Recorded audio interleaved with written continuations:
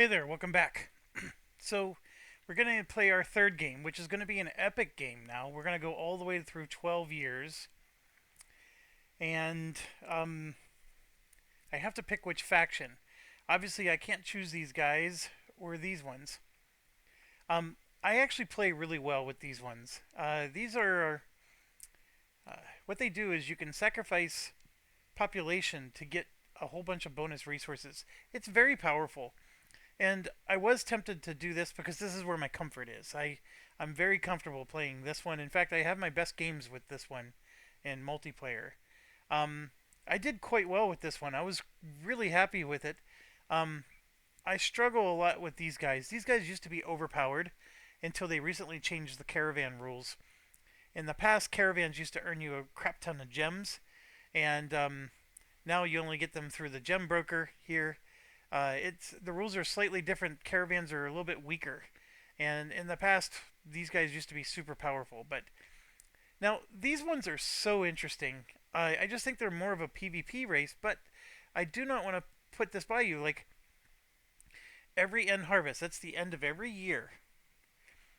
Put these resources on the advisor, and during a builder action phase, I may gain all the resources.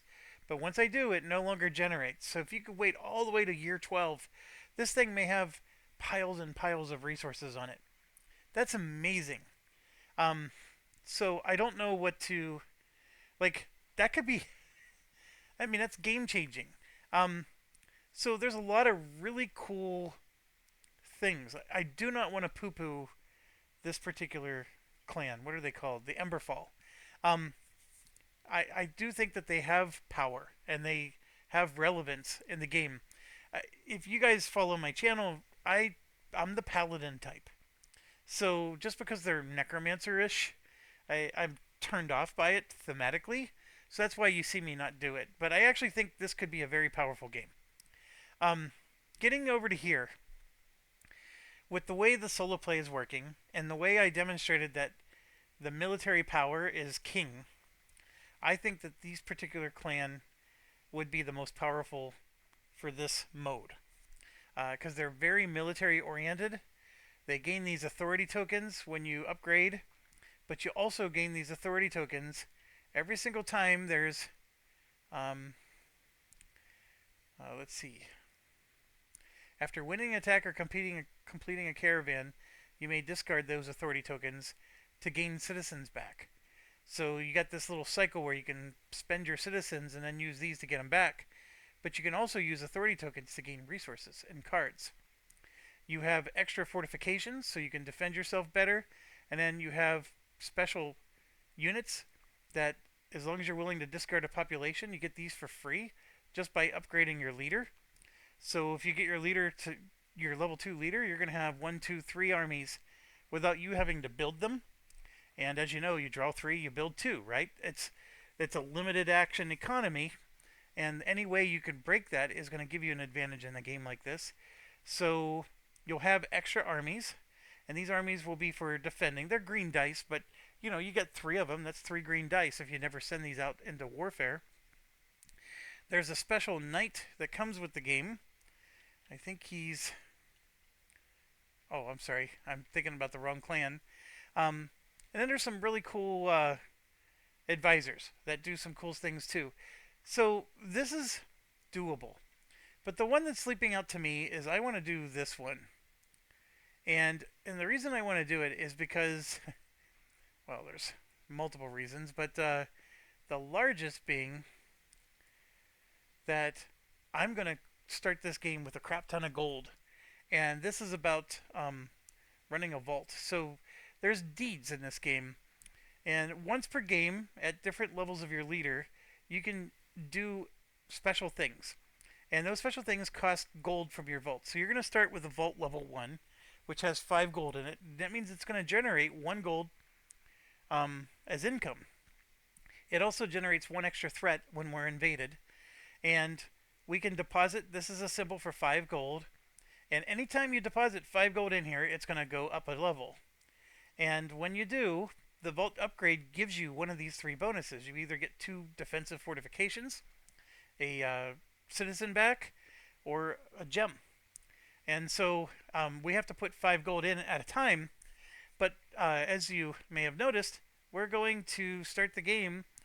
In our score, we had 14 points of prosperity points to spend, and that's fantastic.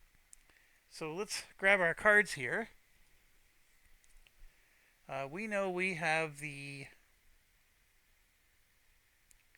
That was actually a good one, but that's not the one. So we're starting the game with an additional cavalry, which is excellent. That's going to help us no matter what. We start the game with vision, so we know where two of the things say. Also good. And we have 14 points to spend on top of this. So I am going to spend the 6 points, I think, to take the fertile lands. And what this says is I only need 3 grain fields to upgrade the agricultural province instead of 4. And that's going to help us to accelerate that. And that's 6 of my 14. So I'm taking the rest as 8 gold. 1, 2, 3, 4, 5, 6, 7, 8. Oh, by the way, I need 5 gold to upgrade my vault. Ah, see how it all. The synergy. It just all comes together. Alright, so that's what we're going to try. We're going to try the synergy. Now, ideally, I should put this on the left side of my board. I just can't forget to use it. So let's do it this way. We'll do it on the left side of the board because I want room to put my cards over here. What else do we need to set up? We got to get our advisor. And I think we're ready to go. So let's do some shuffling. I'm just hitting R. We're playing the epic game, so these 4 cards get put into here. Shuffle, shuffle, shuffle, shuffle, shuffle, shuffle. I don't have to shuffle that one. Okay, I think I shuffled everything I need to shuffle. All right, let's grab our leader, which is the S level. Actually, we need all of these components. So let's bring all these down. Drop them here. These 3 we'll put up here. She goes right there. And then we have our caravan there. Okay, so what does she let us do? We can use deeds and deposit gold. The deeds are written right here. And there's this thing called Serpent's Favor. Once per game, I can gain either level 1 or 2 knowledge for a gem. Now, if I get this high enough, see how it has that golden book? I have to get vault level 3 before I can trigger this. So I'm at level 1 now. Also, the deeds. So right now at the S level, we can discard 10 gold and gain a free build. 10 gold means I'm literally taking this 15 and going back down to 5. Okay, so it's, we've got to be careful because when you do that, you lose the income that comes with it. But that's something I can do, and I can get an extra build. So I'm doing that instead of spending citizens and resources. Then at level 1, I can get a Gilded Knight into my standing army. And at level 2, I can get an extra build plus the Grand Project. Okay? So what are all these things? What do they mean? Well, the Knight is up here. Like here it's telling you with the house. In the action phase, you may put 5 gold in. And if you do, you gain one of these 3 bonuses. And this is just saying we start with the 5 gold side up. Here's the Gilded Knight. He causes one of your other armies that are paired with him to get an upgraded die. So if they normally came with a green die, they would get a blue. And a blue would get a red. And there's nothing better than a red. So too bad, too sad. And the Grand Project is 2 wild cards. So you could just use them for anything. And you're just not allowed to use them as a capstone. And if anybody's watching, fulfill is spelled wrong. If anybody that's responsible for designing this game. So that's what these 2. So these are special cards you get for spending gold out of your vault. And then these, of course, are our advisors. I'm very much planning to take Larkspur. It only costs 4 gold instead of 5 to upgrade the vault. So that's just economy of scale. And then this Wine Artisan looks like a nice one as well. Caravan supplies use red dice plus 1 pip. And you immediately gain 2 supply. Now remember, supply is this, so that means you're not using the the bricks in your caravan. You got to use supplies. So what does that imply? It implies we got to get our agriculture up. So we're going to get a regular income of supply. All right, so that's what we're shooting for. But what exactly will we do? That's where we need to get our quests out, because this is going to greatly dictate how we play that first phase. So immediately I see I have two of them that give me resources 1 and one that gives me agriculture 1. In the past, we said that we liked this because agriculture requires 4 of these, but now I got the tech that I only need 3. So this is no worse than doing a township. So bear that in mind. The resources is actually not as bad, but I think you may remember these plus these are harder. Like, these seem to be the more common cards. Okay, so we got agriculture 1. We got to at least get to agriculture 3, which is really tough to do by the end of the first phase, but that's what they're asking. And then we have to also buy peasantry 4, which is a level 1 agriculture technology. So this is super focused on agriculture. I actually don't mind it because I just told you I want to do agriculture and focus on agriculture. So this lines up with our plan. Now this one also helps our plan. So you take resources 1, you get some nice bonuses, and you have to take watchtowers and bolstered forts. And then have 5 materials and fortifications. So this is a very defensive strategy. The watchtowers and bolstered forts, if you recall, watchtowers let you get the +2 to your fort capacity, and a bolstered fort means that everything absorbs 3 damage. That helps us with the invasions. There's never anything wrong with that strategy. It is a good strategy no matter who you play. And if I'm going to play an economic game with this particular faction, and I might, that is a good strategy because you want to defend yourself pretty heavily. This one, Sprawling Society, you perform an extra build 3 times in 1 turn. So that means I got to have 6 of these bricks, and I got to discard 3 citizens to do an extra build 3 times in 1 turn. And I got to do that before we get to phase 6, and I have to pay the 5 gold for a crane.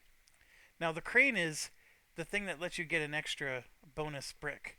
So this is a very brick heavy. Actually, I like all 3 of these. I can see all 3 of these being a viable strategy. Which one do we take though? I think I'm going to go with the agriculture one, even if the agriculture is cheaper. Oh, I'm having second thoughts. 1 second. I like this one too.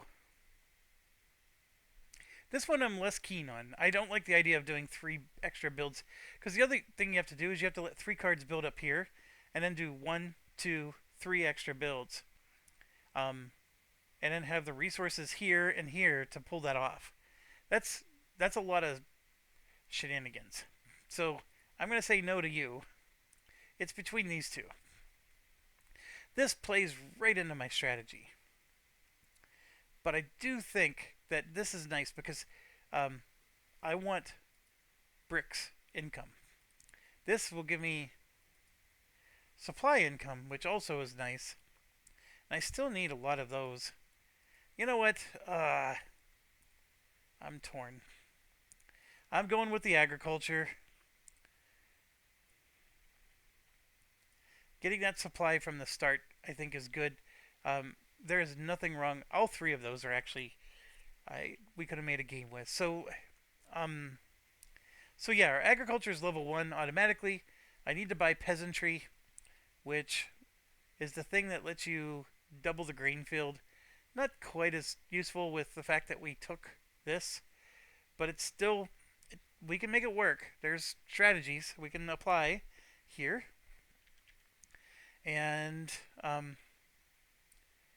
this goes on 1. Gotta zoom in here. There we go. That goes on 1.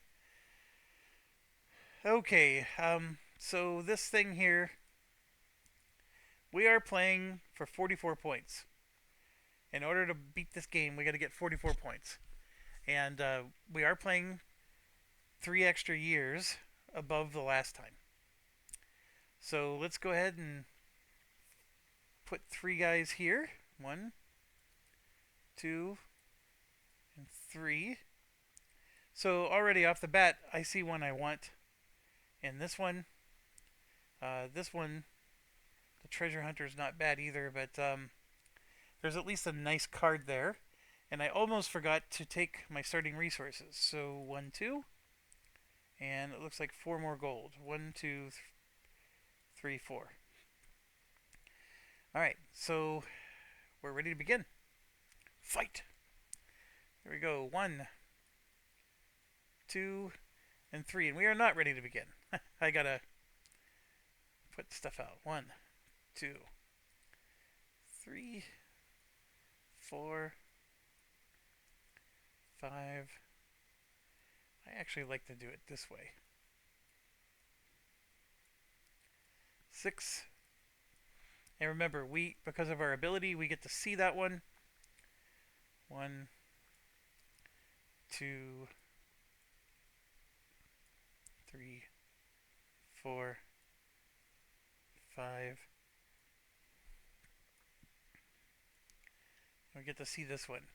So all 3 games, we had a looming threat on the final round, which is interesting because, just like the other 2 games, these are basically safe cards. Nothing's going to happen. But it does mean that there could be invasions in each of these that we're going to have to contend with. And that's the reason why I was strongly considering this one.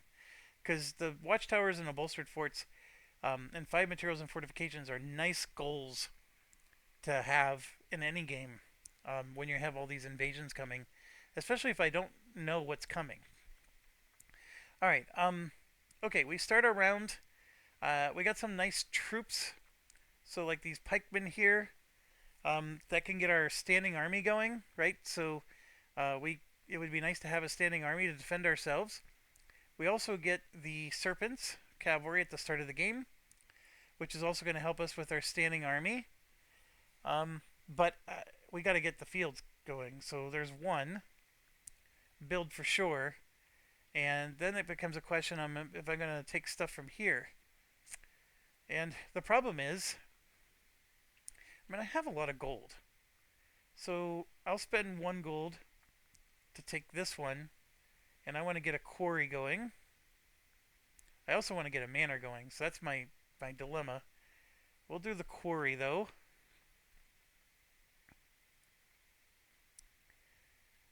And then that replenishes. So you see we're starting to get stuff that I want. So that's my 2 builds. And I got these pikemen and soldiers, which I didn't build. And now I got to decide, how do I want to handle this? I think I am going to do the spend a citizen, and we're going to rush a swordsman out here as well. So now I have 2 armies that can defend against any attacks the warfront might give us, and then also 2 armies that I can send out to attack with some blue dice, which is pretty good. I don't have... Do I have a general? This one's a general. So what he does is he gives you a defense bonus for every 10 gold in the vault. Otherwise, he's pretty weak. He's just got a green die. So not the best. This is the best, the Gilded Knight. So we get our standing army out there, which will help us to deal with the warfront problem. Because remember, this is going to be an economic faction. And I think one of the lessons I learned with an economic faction is you need a standing army. The standing army of these guys was phenomenal. They had so many armies that they were able to go out and attack and still have a defending army. I may not be that strong with this particular faction, but I do see the value of getting these 2 standing armies in early so we can at least deal with the warfront. And then they also will help possibly with the invasions, but we'll deal with that when we get there. This one in particular only has 1 defense against invasions. Would have had 2 if I would have went to the other side. Okay. Enough of that. What else do I want to do? I think that's it for me. I'm going to go ahead and progress. And I'm totally short on the grain fields at this moment. There's one here I could have grabbed. I'm out of resources.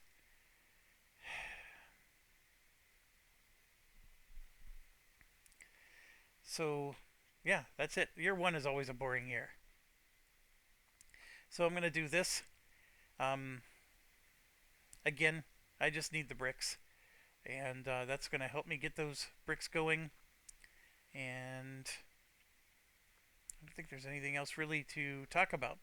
So we'll go up here, see what's happening, and we're being invaded right off the bat. Now we're being invaded with a threat of 1. Now, unfortunately, I have 0 defenses, 0 bricks, so that 1 comes all the way through and is actually it becomes a 2. So I'm going to lose 2 gold. That's horrible. Horrible, horrible, horrible. If I would have done a defense or something, I would have been fine. Neither of these finished, so I don't have a standing army. So I take a loss of 2 because of that. And then for here, Warfront's going to go to 2. And then the Raiders are going to be put in Q4. So this is going to cause it to bump 2 more if I don't attack it. Alright, we do end harvest. I'm going to get a silver. And this. And one of these. And the thing that stinks is I started off with so much gold and I'm already losing a bunch of it. One of the things I can do is 1, 2, 3, 4. I would have bought the peasantry. But that wouldn't have helped me anyway with what I ran into. It would have helped if I had the militia here. But I don't have that one yet. So at least this is satisfied for the quest. Okay, we're moving on to year 2. Already got an invasion. Bam, right off the bat. Okay, 1, 2, 3. What do we got? Upon entering the territory, you gain 2 defensive fortifications. This is not a bad one, but I want the grain. Remember, we're trying to get our grain up. So grain and grain, and then I'm going to. I want to rush this one. I don't have the resources. I just don't have the resources.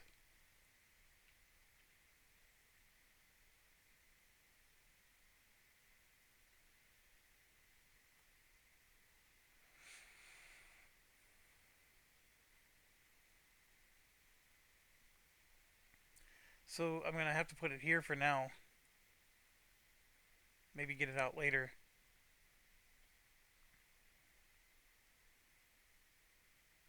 So I could do it. I could spend 2 more gold to make this become a 2. Spend a citizen and 2 of these and get this out there.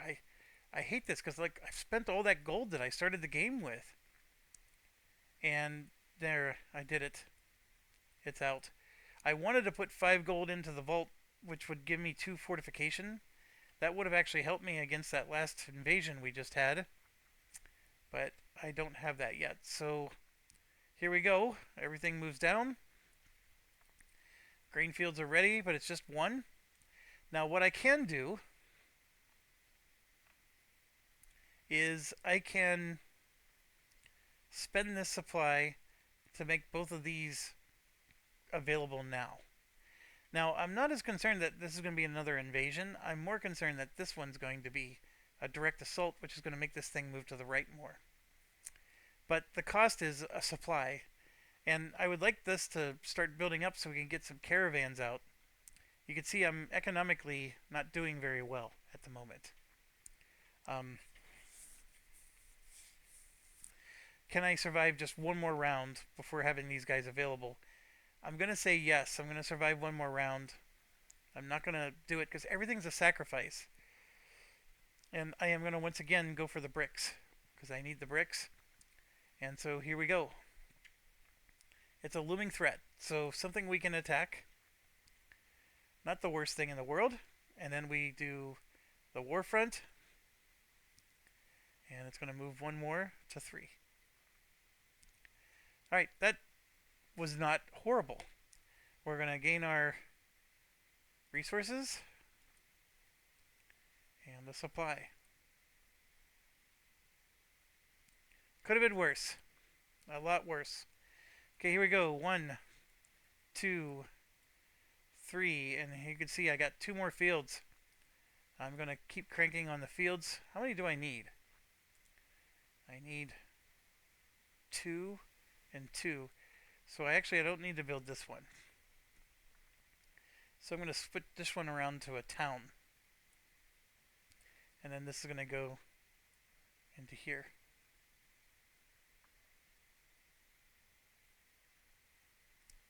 If I had enough resources, I would actually rush another town. I got 2 more towns there, but I'm struggling right now with the taking agriculture 1 is worse than this for that purpose. Okay, so everything is ready. Let's move down. So we got a whole bunch of stuff that finished. Our swordsman's ready. Our cavalry are ready. And we got 2 more fields. Now I'm going to choose to sacrifice the citizen, so I only have to use 2 fields. So this lets me sacrifice a citizen to get +1 grain. And let me read what it says. Double the icon on a grain field endeavor card. So this is going to count as 2 grain, +1 is 3, which is the 3 I need to finish. And I'm trying to be extra efficient here. Now you might be thinking, well, hey, you had the grain. You didn't need to do that. That's why I made this a town, because then I only need 2 grain to do the next level. Right here. So I already got this up to level 2, so we're going to start getting the money. Oh, my apologies. We finished 2 years so far. This is a gold income. So we're up to 5 right now. And I am actually going to do it. I'm going to spend the 5 gold, and we're going to crank this thing up to level 10. It's going to give us 2 more, or some more income, and we get one of these bonuses. Now this is the weird part. Do I want the fortifications? And my answer is yes, because we got nothing going here in this department, and I want to be able to defend against attacks because we're being very economical so far. I actually need all 3 of these. This wild card would have been really handy too. So anyways, that's what I chose to do. Now we got to choose our token. And again, I don't have any insight on what these are. I'm playing blind, and I keep going for the resources, and that has not changed. I'm still going to keep going for the resources. So if the invasion comes, I'm just going to be hosed. And it's another looming threat. Oh my gosh. We got 2 of them now. And I still haven't sent out a caravan.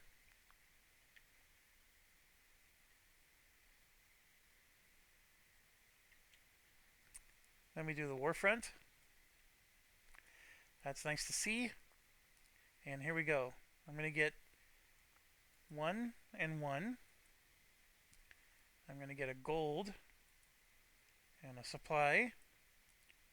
And then over here, I'm going to get a gold and a silver. We're already on year 4. How am I doing? I need to get to agriculture 3. I have everything I need. I need to buy another book. To buy another agriculture book, I can now buy up here. So like the land cultivation, discard 3 supplies to gain 2. This is the one I want. I think I want that more than the militia. I need 1 more gold. I actually have enough gold to do it. So let's go ahead and start round 4. And you do that by drawing 3 cards. I did write on BGG, I would like at the end of every year that this card should flush and then these 2 should move over and then a new one comes in. That keeps this fresh. Right now this is stagnant. And I don't think that, I think that's just missing in the design. It's a real easy fix for the designers to do. And it would make this a little more exciting. Alright, oh, this is an interesting one. You can gain 4 gold if we build this, but I want to get the barracks going. for sure. That's one. And yeah, that still needs. Um,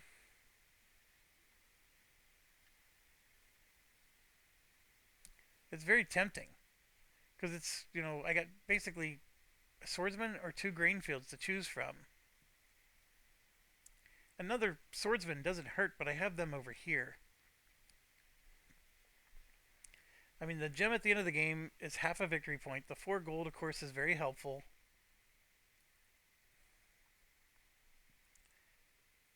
I'm going to turn. I'm going to actually put both of these over here, and we're going to build another swordsman. I want to be able to go out on a campaign and still have somebody defending. We'll put both of those there, like that. Alright. So, am I going to rush anything? I have resources to do it. I think I want to get a caravan out. So, I'm not going to rush. And we're just going to move things down. So, we got this, plus this, and this is going to be, we're going to kill a peasant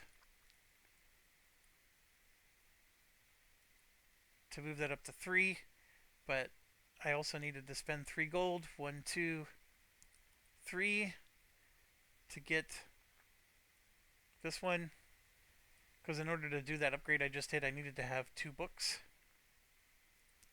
Okay, so in the standard games, this was the highest you could go. But see this is the symbol for an epic game. So we need to be in the year 2. Um, I actually, I think what this is trying to say is you need to be, let me see, are they all this way? Yes. All it's trying to remind you is you need to be in the epic mode. So you have to be playing the epic game to be able to build these.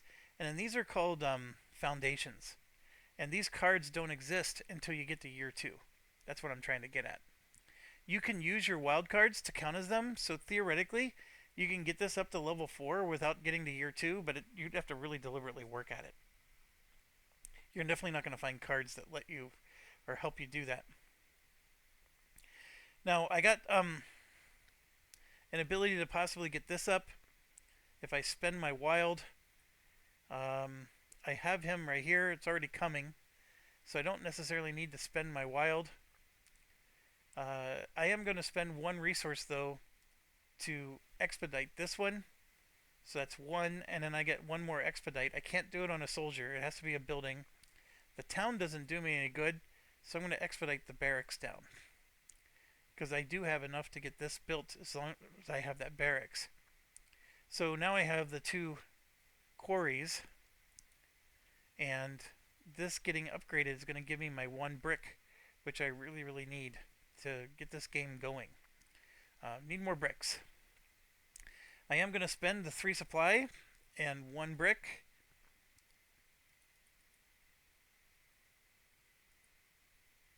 To get this going. And I'm going to put that out in the year ahead of us.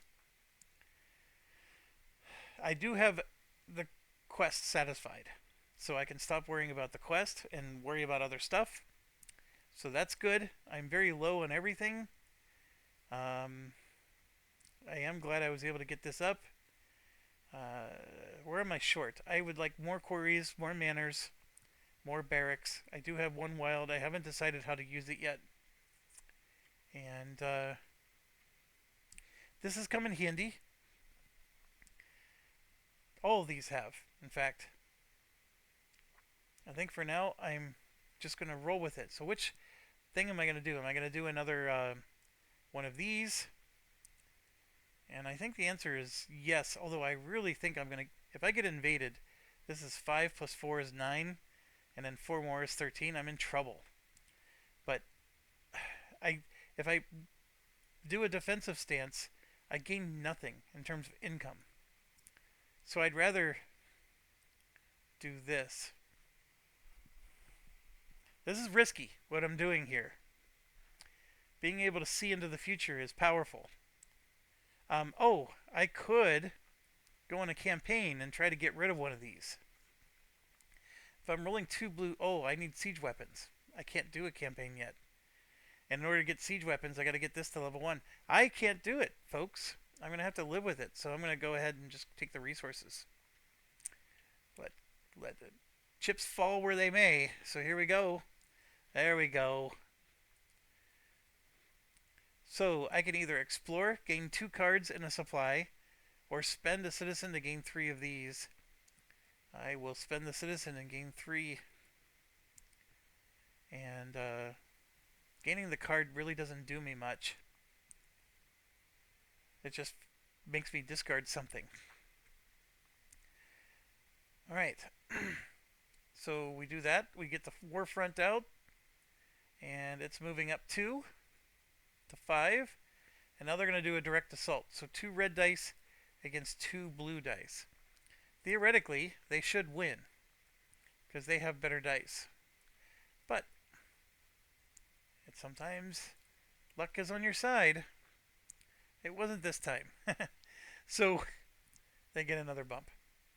And that, my friends, is why I'm trying to get a 3rd blue dice in here. Because that 3rd blue dice, all of them get to defend, not just 2.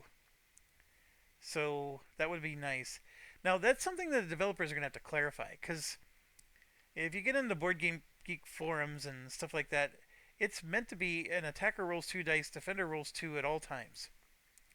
And so, like, for example, if another player, when you're playing multiplayer, and they're attacking my hinterlands, I only get to pick 2 dice from here. I don't get to roll everything I have. I get to pick 2, and only 2, to defend against, their 2. So, that's the part that's a little wonky. And if we go back and look at the warfare here,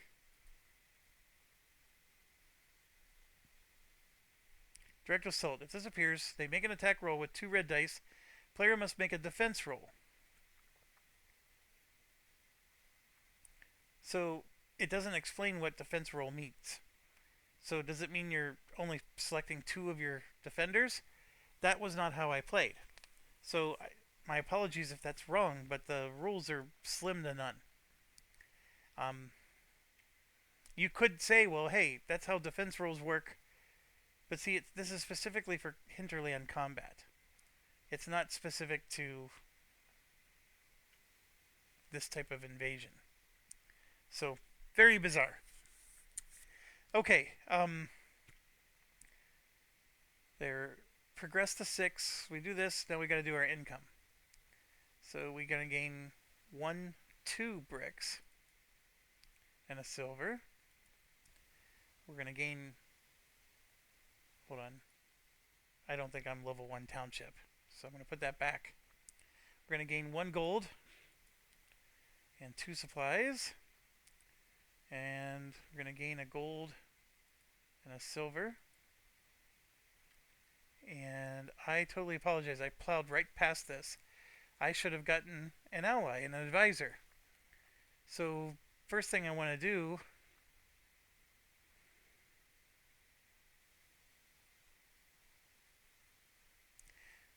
I'm going to take the wine artisan to make the caravan worth more. This is going to come in handy. And that immediately gives me 2 supplies. So that's the first thing I'm doing. And then the second thing is on the second and third game we get a commander from our allies. And I apologize. I know we went through this slowly last time, but I don't remember the names of the people. I remember there being somebody really cool in this one. There's the boar herder. So Apex Pyre, the war engineer, or the war ballista. I think Hadrian was the one that just gives you the, yeah. And then here, the boar herder. Once per game, you may discard 2 supply and gain 2 boar cards in your army. And I don't know where oh, there they are. So a boar, when rolling to attack or defend with another boar, and or Horam the Reckless, which is this general, gain +1 pip. It's okay. and that was the other one. Over here, Mirage, you can become immune to a looming threat and take any one time resource available from it.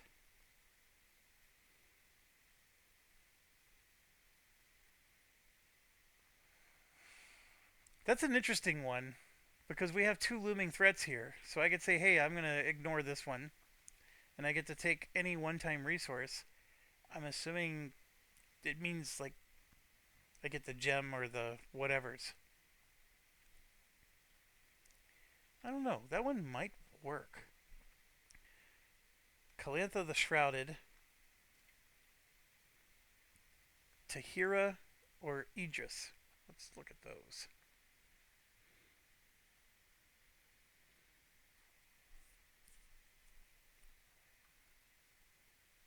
That lets me gain a cultist. I'm not as interested in that. Idris is always interesting because that lets me defend with a red die. And Calanth or Tahira, yeah, I'm not interested in her. And who were the ones from here? Ender Clan, Blackthorn, or the Berserker? The Berserker, I'm definitely not interested in. You have to have these tokens just to even be able to use their bonus.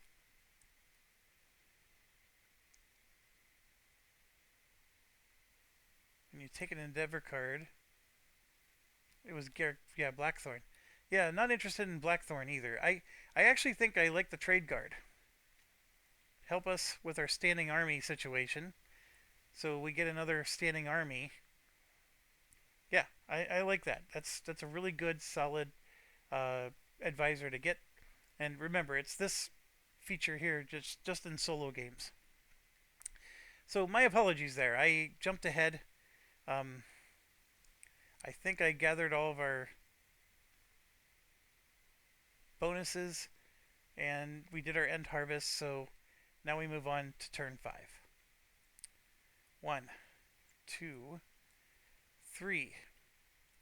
I definitely need a manor. It's been something I'm gunning for. I need 2 more grain to get this up. I need several towns to get my town province up.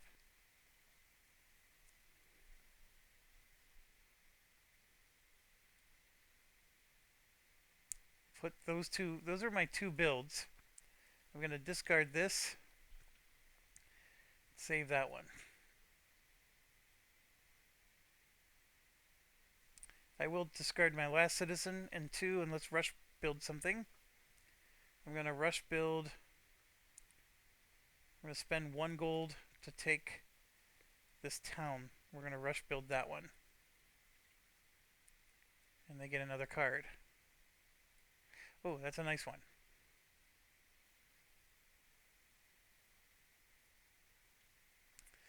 Alright, so I did my rush build. Let's go ahead and progress. This thing happens. So he's moving 2 bumps over. Boo hiss. That comes out. I can't do anything with that. I'm going to spend 1 to rush the barracks and the manor. So the barracks is going to help me upgrade this. So I'm starting to get some silver. And then I'm actually going to spend 1 more and bring the manor down, and I'm going to combine these 2, and we're going to get our manor built. So I'm going to get this thing up to level 1, and that lets me grab. So I immediately gain 5 gold by upgrading my Chancellor. And I will use that 5 gold to immediately bump this up to level 3. And in doing so, I will gain a gem, which I'm going to immediately use to get a wild card out. And do that. I probably should have done the citizen thing, but I'm starting to get my supplies rolling. In fact, I'm going to spend 2 of them to get 1 citizen back right now. I know I'm not getting invaded this round, so but this says spend a citizen to get stuff, so I want to get 1 citizen so I can spend them again. And yeah, that's what I'm doing.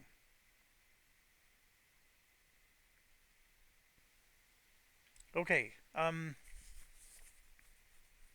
have to pick my stance. I know that this is just a civil stance. Um, I can. I'm gonna buy siege weapons for 2. 1, 2, and I'm actually gonna go on the offensive. Oh, hold on. We're not in this. We're in round 5. My apologies. Am I going on the offensive in round 5? Yeah, why not? I'm going to go on the offensive in round 5. And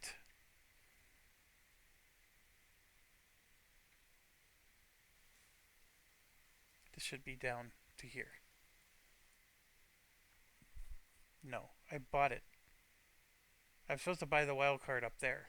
So, okay, I didn't buy this yet. My apologies. I can't buy it yet. Not until next round. I'm down here.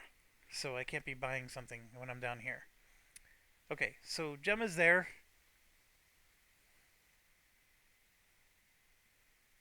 Yeah, we're good. All right, I am going to invade because I know I'm not getting invaded here. I have no idea what this is going to do. Um, but yes, we're going to go ahead and do this. The caravan comes.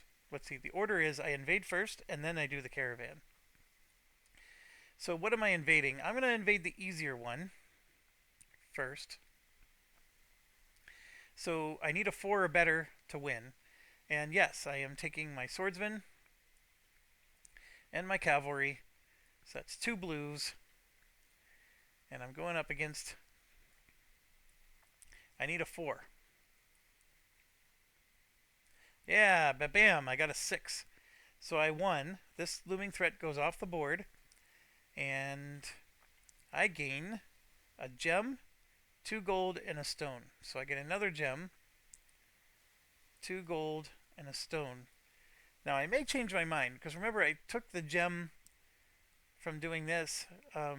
Should I have taken, for example, the, reparations, or, I'm not going to, 2 gems is fine.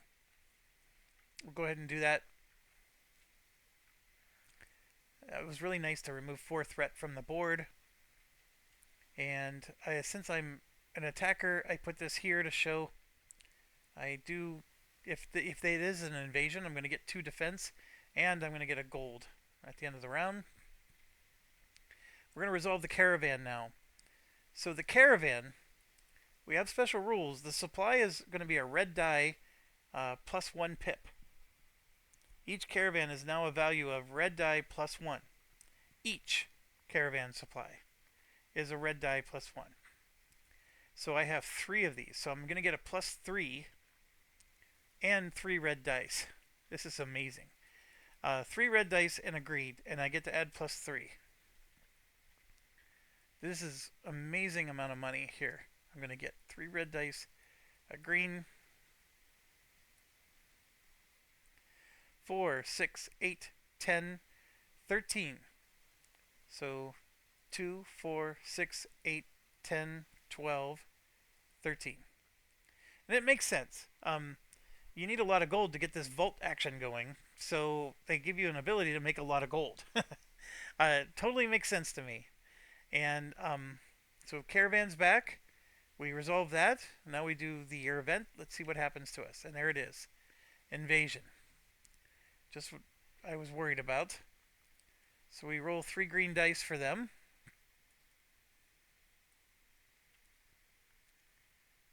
They rolled a 2, a 4, and they always re-roll in this situation. Whoops. 2, 4, 7. Oh my gosh. And then this is 5 for 12. And then this is 5 more for 17. And I forgot to do my so this is the problem. I already know what this is. I had to pick one of these. I was going to pick this. I know with the hindsight knowledge, but this gives me one more pip here, and then it gives me a sword for my use later. All right, so back to regularly scheduled program. We said it was 17, 18, 19, 20, 21, 22 I have to defend against. This is 2. So I put that out as a 2. That moves me down to 20. And then this is going to give me a 2, which puts me down to 18. And then this is 3 more to make it 15. 14, 13, 12, 11, 10, 9. I have to absorb 9 more damage. Now, this is what's crazy, is I may have to spend a gem. You can see a gem is 4 damage. My cards are 5. My citizens are 3, and my gold's 1. I have to absorb 9 more damage. 12 more damage. There's 3 threat here. I have to absorb 12 more. Wow. So this is 4. This is 8. This is 9, 10, 11. And that's 12. That hurts. That hurts a lot. That was a bad, bad invasion right there. I could have discarded one of these and I would have gotten 5 points. Like, which one to discard though? This is the only one that's like the bonus. And I needed this to be here to help me defend, but even then, they don't. And just when you think things are bad, now this is happening. Oh, there we go. This goes back 1. We're going to gain a serpent point, but I'm going to take the gold because this is the final game. I don't need any more points, so I'm taking the gold. That was a consolation prize, I guess. All right, we survived it. It didn't look pretty, but we survived it. All right, then we do end harvest. We are going to gain a gold for this. We are going to gain 2 bricks and a silver. We're going to get a gold and 2 supplies. And we're going to get 2 gold over here.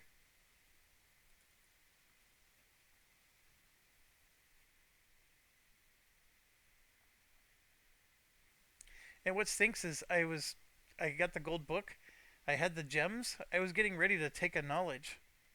Like one of these would have been really nice, like the bolstered forts or the pikemen or whatever. We could have picked something. It didn't work out. I had to spend my gems to defend the kingdom. Basically, I bribed them, right? And to make them go away. Alright, now we're on the final round. I've already satisfied the quest, so there's no stress. We know we're not getting attacked. Yeah, so 3 cards. 1, 2, 3. We got some of these doohickeys. After completing a caravan, gain a population. Never hurts. Gain a population. But I for sure want the town. Or the manor, right? That's what I meant to say. And then, do I want just to get one of these going, or do I want to get these going? There's another barracks. I do have 4 armies. 1, 2, 3, 4. So I could do another barracks upgrade. Yeah, I'm going to get the barracks in.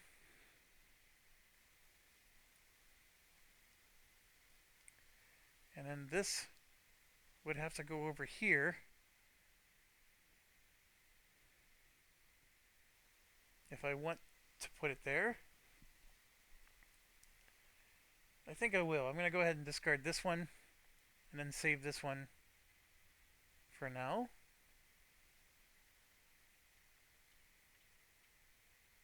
Alright. Am I going to rush build? Well, I have no citizens. Can't do that. So I'm going to go ahead and push these down. We get our swordsman back.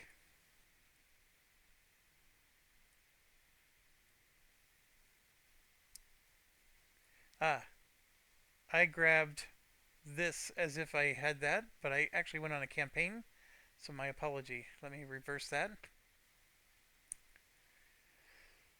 Do I want to rush anything? I am going to rush. I'm going to spend one of these to put both of these down, and that gets me a township. So I'm going to earn 1 gold around. Get that going. This one would be nice to rush. I don't think I need to rush it this turn, because I know I'm not getting attacked this turn, so this 3 defense doesn't, it's not necessary. I do know I need to replenish this, so I'm going to go ahead and spend my 2 to put 2 back in there. This is helpful. Very, very helpful.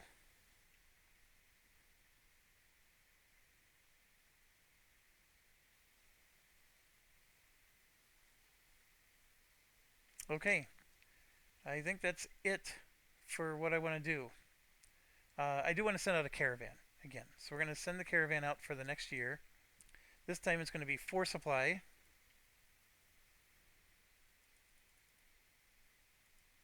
That'll let me get another fortification here. And another one of those swords.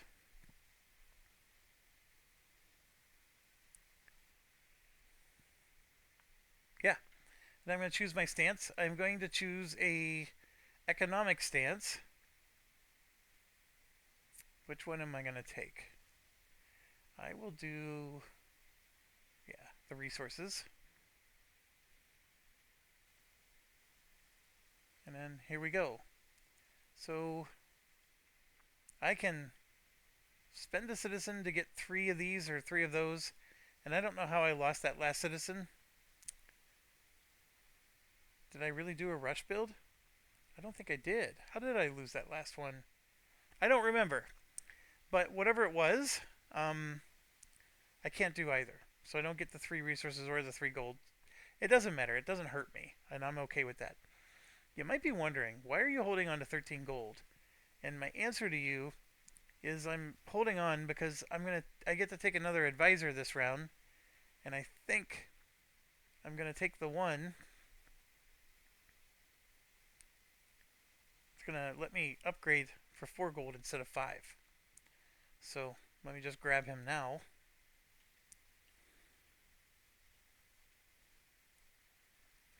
We completed this quest, and I'm going to take... I could take the 2 citizens right here. That's not a bad deal. The 5 gold, though, will help me bump this up, which is also not a bad deal. There's a lot of not a bad deals going on here. If I bump this up, I get a free citizen anyways. Thing is, I really need gems. Badly.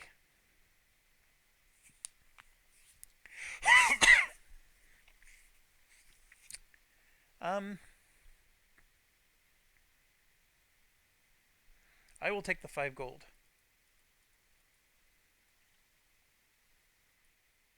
Alright, now that I have this guy, I'm not in the action phase, but now I can start spending 4 during the action phase instead of 5 to start cranking this up. So we revealed the year end. Let's do the war front.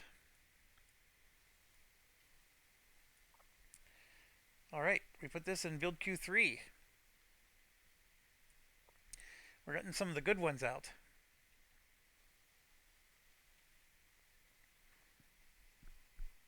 And then we end harvest. So we're going to gain a silver now. 2 materials. And a silver. A gold for the township. Another gold. 2. And then 2 more gold. Oh my gosh, I can only hold 20 gold. Alright, I didn't realize, or maybe that's, I don't think that's in the rules. So I actually have 22 gold. Interesting. So I'm going to just do this to represent I have 2 more. Okay. I'm being greedy. All right, we just ended year one. So for year two, what ends up happening, and I don't know if these get shuffled back in, but you take these 33 cards and you mix it in with those 57, like so, and then you shuffle, shuffle. So now what got added, there's epic cards in here that you've never seen yet because we're playing the epic game. And those cards are going to be things like this the foundation cards. There's going to be some capstones. There's going to be additional things to help us get these territories up to level 5. And we're only, of course, here. There's possible more invasions on the way. We got a lot of bad things coming, but that's more or less what's going to happen. So we're starting this round here, and as always, we draw 3 cards. 1, 2, 3, and all 3 of them that we drew are just neutral, regular cards. So I do need a quarry, and I think I need another town. I've been saving towns and granaries, but I haven't actually been building them. This one, after completing a caravan, gain 2 gold, but I get 2 threat. I don't know if I like that. Do I really need another barracks? I don't know. The chances are, yes, I do. I'm going to build another quarry to go along with this one. We'll save the barracks.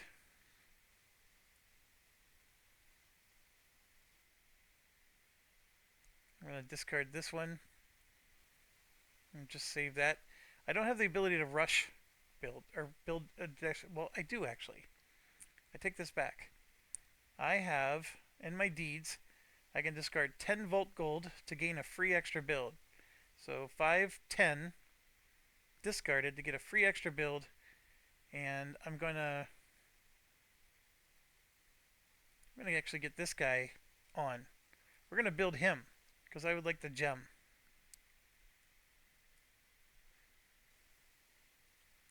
Alright, and then we're going to go ahead and push things down.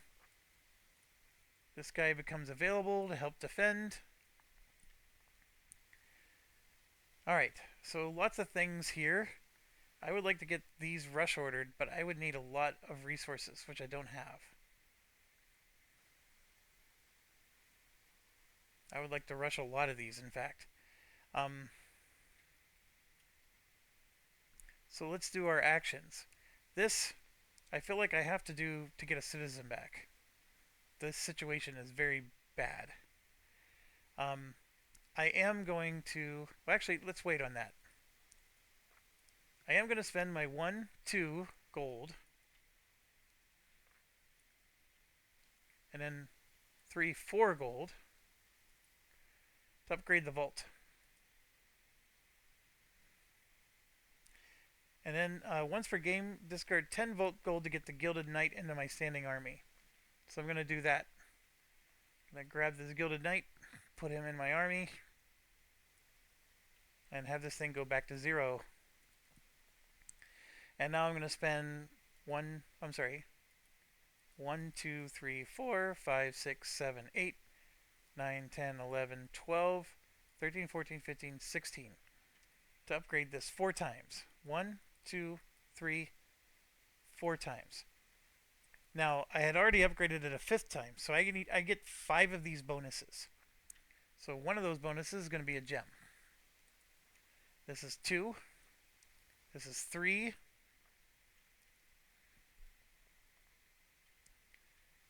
This is 4. And this is 5. Because I get this 5 times, because I upgraded this 5 times. And I got it back up to level 4. I have one more level I can do. And then it's maxed out. I can't do the top one until I get my level 2 guy. But I just exercised my once per games. And that was why I was saving up the gold. I wanted to wait until it cost 4 to do the upgrades. And I got some nice gems. And now I can't do gems to buy wild card, but I can do this one. Once per game, gain any level 1 or 2 knowledge. And it doesn't matter if you have the building built. So I can do this one to gain another advisor. I can do this one to get the crane because that's the most expensive one. Um, this one lets me get population using one of each of these. This one lets me absorb 3 damage points. There's a lot of good ones. I like the cavalry one, but see, that's the cheapest one, so I could just afford to buy that one. Get the attack roll +1, always good. This one, 4 gold. There's a lot of great ones out here. Um, the Gain the Advisor one is one I'm considering because then I get another advisor. So I can gain the Vault Warden to help defend. This one, once per game, I may discard 5 Vault Gold to gain 5 material. Or this one, which just makes the township gain 1 extra gold every time I put somebody there, and I immediately gain 3 more. They're nice, but none of them are like fantastic. So then it becomes okay, if I don't want another advisor, that one's just cheap. I think I actually want to spend the 4 gold for the +1 attack roll. So now when I go and attack something, I get +1. Um, although the +1 defense roll might be nice to help protect against all the attacks that these guys do.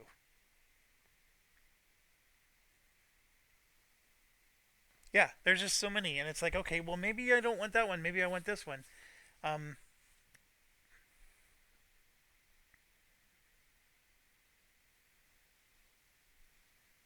yeah, I'll do that, and then I'm gonna do 1, 2, 3. I'm spending everything I got. I'm also gonna get the cavalry one, which I can't get because I'm not level 2 military. That's why I can't get cavalry. So maybe I want to just get the cavalry instead of the attack roll. Yeah, I'm going to take the cavalry one. Um, 1, 2, 3 gold back. So this is my free one. I know it costs 1 less than this one, but this means I'm rolling red dice now. And I have one. Is it just one? Okay. I thought I had more than one. My apologies. That's not a good idea either. I'm stubbornly wanting to get one of these because it's a level 2 and I get to break the rules. I mean, this one's actually a super powerful one, but like I'm thinking I don't want to just get a level 1. But actually, I'm going to take this one, which lets me absorb 3 damage points. So these defend better. There you go. And then I'm going to spend 1 to get this up to its maximum of 3. Because I might get invaded this round. I don't know. So I get some stuff back. I'm doing my actions. My caravan's coming back. I do not need to do this, so I'm going to take this back. And my reasoning is since the caravan's coming back, I'm going to get the +1 from this. Gotta always plan. I know it seems like I'm being frenetic, and I am, but there's a lot to think about in this game, and I keep changing my mind. So, okay, what am I gonna do? I'm actually going on the offensive. I want to attack this guy, that looming threat. Now, per the rules, when you're playing multiplayer, you put this here, and it's technically like that. And then everybody puts out their chip, and then you reveal, and then you don't have to reveal what you're attacking until you resolve it in turn order. And remember, turn order is highest influence here, and then you have a number on the back of your card. So, but since we're playing solo, I'm going after him, and I'm going to do it with the Gilded Knight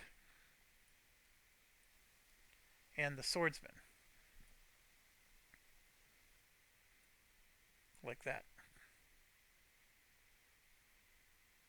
I could choose to spend 1 supply to get both of these into my town.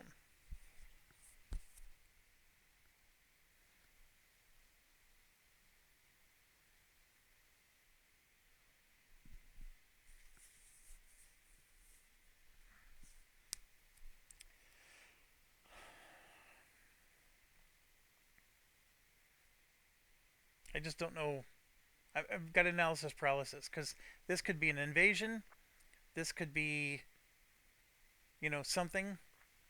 And being able to move these over would help. I'm going to not do it. I'm going to be cheap because I need these to get citizens back. In fact, I'm going to spend 2 right now to get that citizen back. Alright, so these guys are blue dice, but this one's going to upgrade to a red because he's with the Gilded Knight who inspires him. So it's 1 blue and 1 red. And I have a sword, which I'm going to spend to give me a +1. And you can see I need a 5 or better to beat him. I should blow this out of the water, but sometimes you roll 1s with these guys. Just like that. And I am actually angry because this becomes a 4. I don't even get to the 5.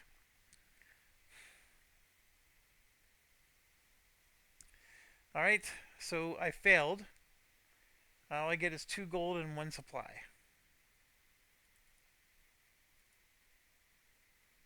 So that was my action. Jerk. Let's reveal. Oh, caravan comes back. And this one was 4 supplies. So this is going to be 4 red dice plus 4.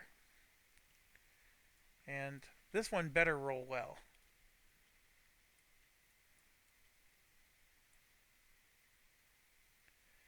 It was a mix. 3, 6, 7, 8, 9 plus 4 is 13.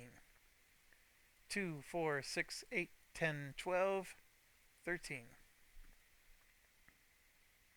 If this becomes an invasion, I'm going to be extra upset. I think we are going to be represented this by putting the only thing that's left on that one is the gem. Okay, then let's see. We resolved everything. Let's do the year event. Oh, caravan. This gives me another sword. It gives me a defense token. And then I get to take 1 more trade route thing. I may want to start peeking. But I'm actually going to take the gem. I need gems. And then we did, for this round, one of those gems was spent to get the technology.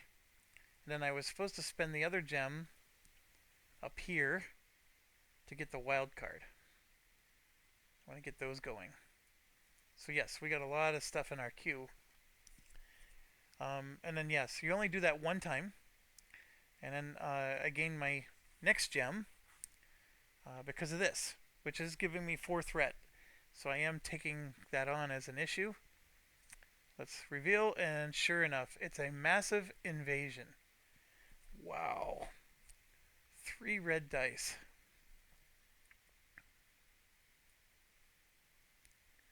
4, 8, 10.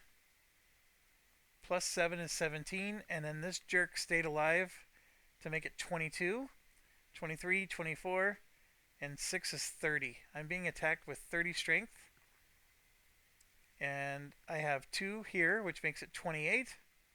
I put him out, which makes it 26. This makes it 23. And this is now 3 damage each. So I said 23, right? So that's 20, 17, 14 damage I now have to mitigate. Wow, this hurts so bad. 18 damage I need to mitigate. I got 4 more over here. I gotta mitigate 18 damage.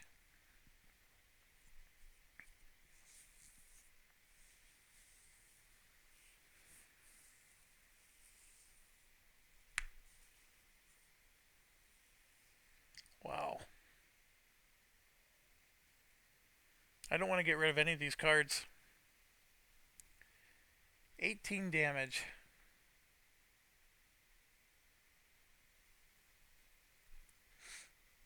They're just killing me. By the way, this is the worst card in the game.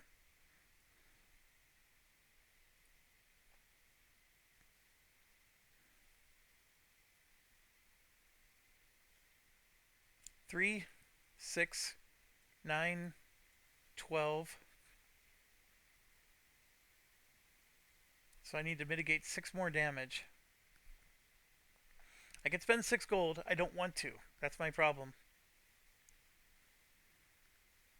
I can destroy a card to mitigate 5 of it, like this guy.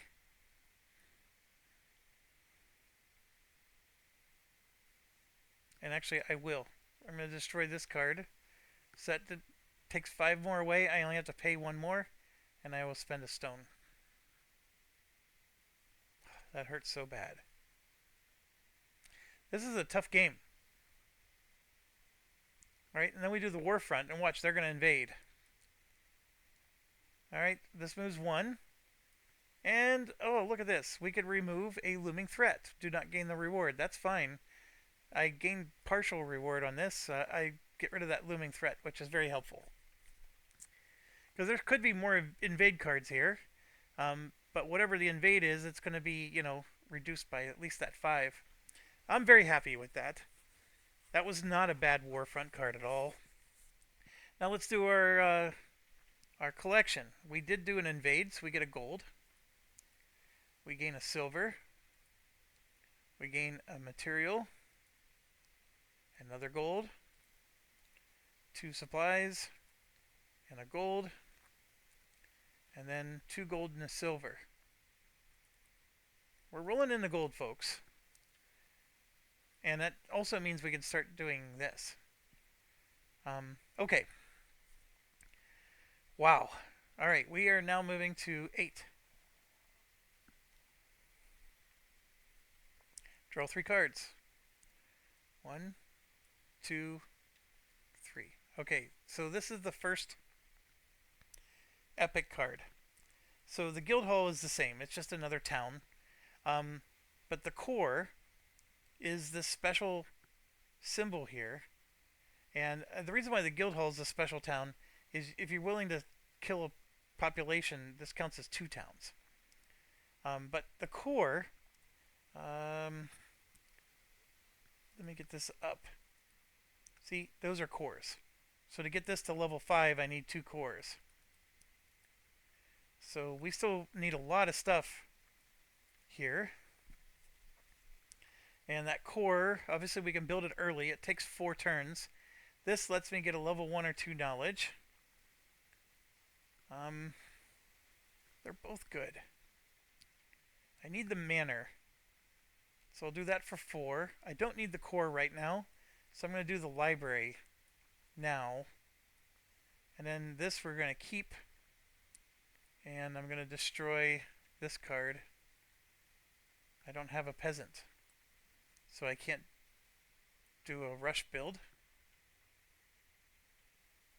And then we're going to take everything. We're going to take everything. Try part 2. Take 2. Move them down. Alright, so we got some soldiers back.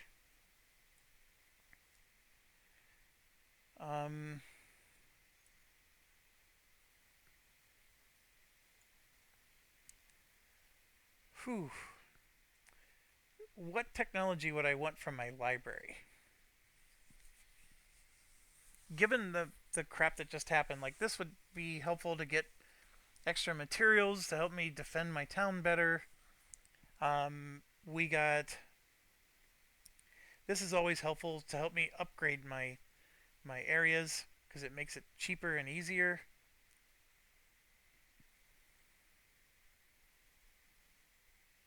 That one's nice for getting population back. Oh, I always had that. Oh man, I've been doing this wrong. I've been spending 2 to get 1 when I could be spending 3 to get 2. Oh, I've been screwing up so much. That would actually be a good thing to do. Also, before going down, I'm grabbing another wild. So that would be here.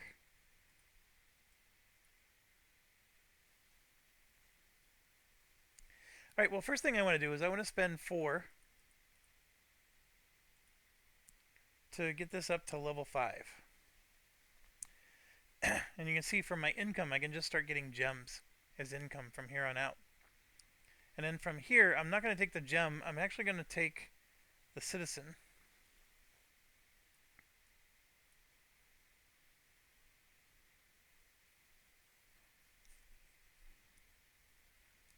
Alright, I'm going to spend both of these to rush the quarries.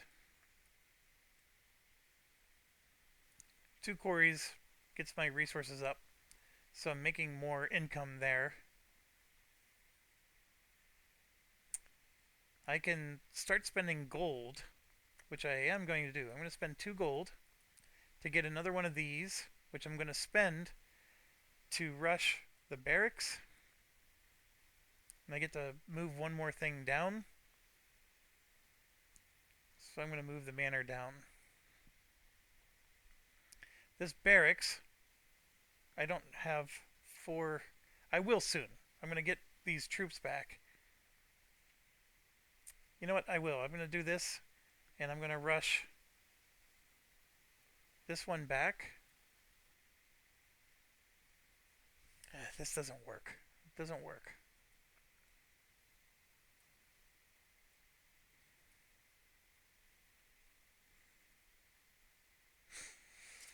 Doesn't work, folks. Um, I don't have 4 standing armies at the moment, so this, even though I rushed it down, I don't get the bonus. So I guess I'm going to leave that there. I could rush something else down, which would be this one. And then, yeah, I spend my 2 gold to rush this down again, and now I have 2 manors plus. Oh, I need a gem or 3 things here, which I don't have. I need a gem. So instead of getting the citizen, I would have taken a gem. Wow. Okay, fine. I'll do that. And now I have this satisfied. I have a gem and the 2 manors, so this goes to level 2, which lets me get my level 2 person. Here she is.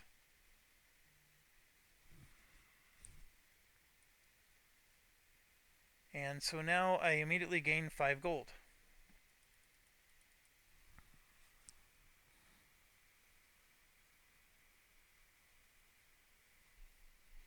Alright, so I gain 5 gold, which, with my level 2, once per game I can discard 20 vault gold and extra build the grand project. So there's 20 vault gold spent, and I'm going to get the grand project.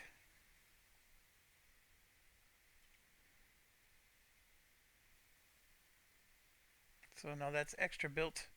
I think technically I'm supposed to do that during the extra build, so I'm going to just leave it off the board. Actually, 1, 2, 3, 4. I don't get to do that yet, but I'm just going to leave this here so I can do that soon. How about that? Okay. I am going to spend 2 gold to get 4 supplies because we're going to send out a caravan again for here.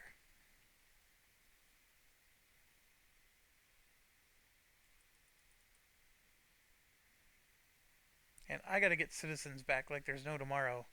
So that means I need to get the agriculture up. I got to get these grains that I've been holding on to out there. I need citizens to do extra builds. Yeah, there's a lot of stuff I need to do here. But it is what it is. Okay, so then what am I going to do for my citizen? I can attack, but there's nothing really for me to attack other than this, which I don't want to. I am going to spend... No, I'm not going to spend 6 gold. I'm going to leave this be. I think I'm going to take a chance that it's not 2 invasions in a row, although it could be. We're going to do this, and I think I need to get those supplies coming. So I'm going to go for the extra supply instead of the extra brick. I'm losing this game right now, by the way. I feel like I'm doing some things well, but I'm not doing enough things well to get to those 40 points. I need to get these up, and I'm still sitting at 1, 2, and 1. Remember the last game, I finished here with 4 of the 5 at level 3. And I think one of these at level 2. And I only have one of them at level 3 at the moment. And we're currently one turn before the last game ended. Although these invasions have killed me compared to the last game. So, yeah, I think we're happy with the way it is. I'm sitting here defenseless. Another invasion is going to clobber me.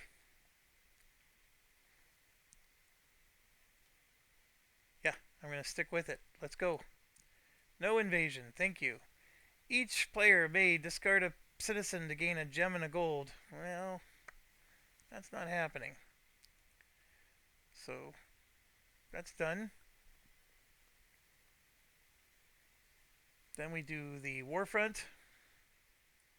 It's going to move one. And then there's a direct assault. 2 dice. It's going to flip twice. So it's going to be 2 red versus 2 blue again.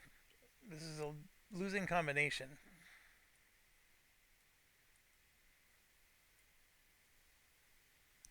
Yeah, they blew me out of the water. Yeah. So I lost. So they get 2 more. It's up to 11 now. Then we do end harvest. So we gain a silver, 2 brick, a gold,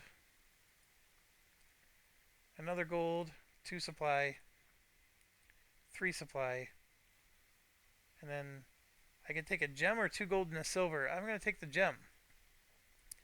I seem to be needing them a lot these days. Actually, no. This time I am going to take the 2 gold and the silver. Alright. We are now moving to year 9, which for a standard game would be the end of the game. So let's see how well we do here. I'm not set up to get any. I'm set up to get this one upgraded. These other ones, I'm still suffering. But we'll see. Here, let's draw some cards. There's a foundation. And then a chateau, which would count as 2 manors. That's a really good one. And another foundation. So I just drew 3 epic cards, which is fine. So now I'm going to do my thing. I'm going to spend 20 gold to put this out as an extra build. I am going to put the 2 grains in because we need to get that upgraded now on here. But I also need these 2 foundations to go as well. So I need everything. I need absolutely everything. This one is going to get discarded, and I'm going to save all 3 of these cards. And I can't do extra builds because I don't have citizens. So let's get that out of the way. Now we're going to progress. We get our barracks. We get another troop. The Serpent's Aid lets us move them back by 2. I gain another point, which I'm going to just use for gold. The Serpent's Aid actually came at a really good time. And now I got to decide what I'm going to do. Well, first thing I'm going to do is 3 supplies gets me 2 citizens back. So I can rush order things. Also, I forgot I was going to spend my gem, get another wild card going, which would now be here. Wild cards are very, very handy. You want them. This barracks, I need 4 standing armies. I have 1 more over here. I am going to now spend 1, 2, 3, 4 to move that up 1. And in doing so, I'm going to take a citizen. And 1, 2, 3, 4. Move this up 1. And in doing so, I'm going to take 2 defensive bricks. And then 1, 2, 3, 4. Move this up 1. And I'm going to take a citizen. And then 1, 2, 3, 4. Move this up 1 again. And I'm going to take a citizen. So we got things looking really good here. Alright, so next thing we got to do is we can rush order stuff. So I am going to spend 1, 2 gold to get one more supply, and I'm going to spend that to rush these troops. So now I have 1, 2, 3, 4, 5 in my standing army, which I can spend this to get my military up to rank 2. All that just to get to rank 2. I have 1, 2, 3, 4, 5 of them.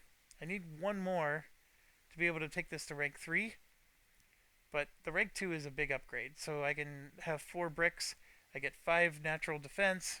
There's a lot of nice things that happen. Everything else, I can spend these, but I don't want to. I think I'm going to hold on to them for now. Because I think I want to start rush building by spending more citizens next turn. I've used up all 3 of my deeds, so there's nothing left to do there. I've used this up.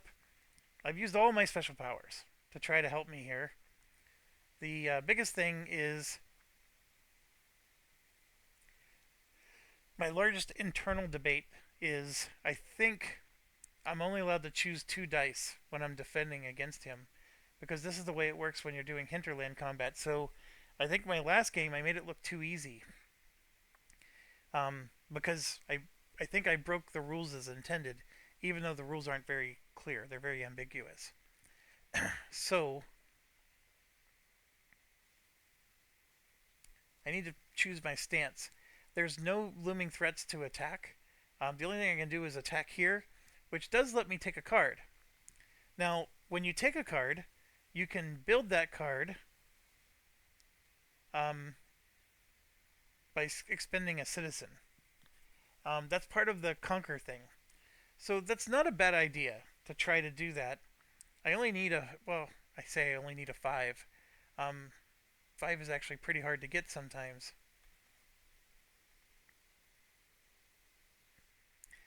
You know what? I'm going to do it. I'm going to send 2 of these out. We're going to go on an attack, and I'm going to attack this, which is something we've never done before. And like I said, I need a 5, and that lets me steal a card, and I want to steal the core here, or the guild hall.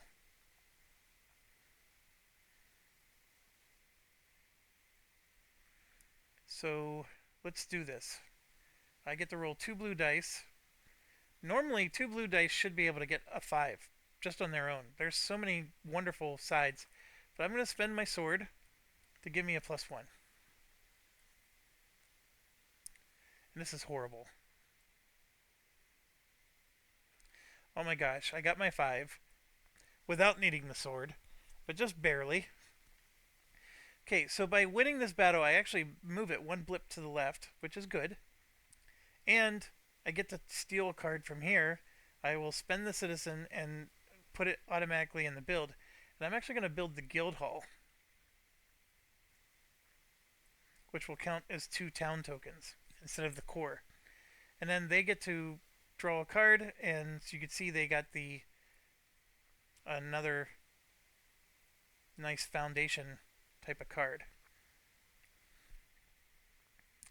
Okay. That was my attack. The caravan comes back. I get to roll 4 red dice. Juicy, juicy. 2, 4, 6, 8. That was not a good roll. But I do get to add 4 to it, so that becomes a 12. And that's 1, 2, 3, 4, 5, 6 gold. So I will still take it. And then the caravan gives me 1 more brick. It gives me another sword. It gives me another gem. And then I can take another one if I would like. And I think I'm going to take the citizen.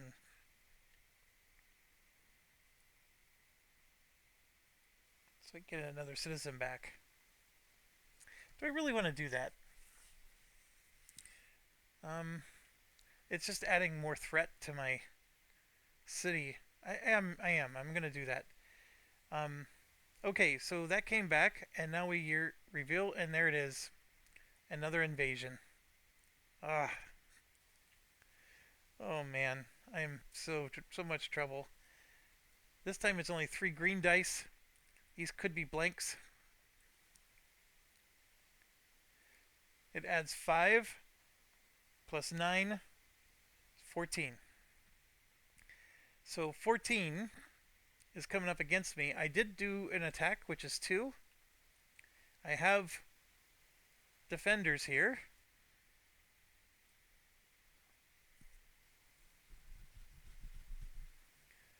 So 14, this becomes 15. This becomes 20, 24, 27 is what I'm up against. 27.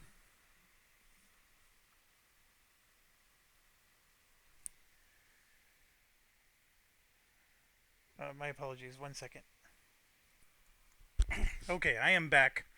Our magic number is 27.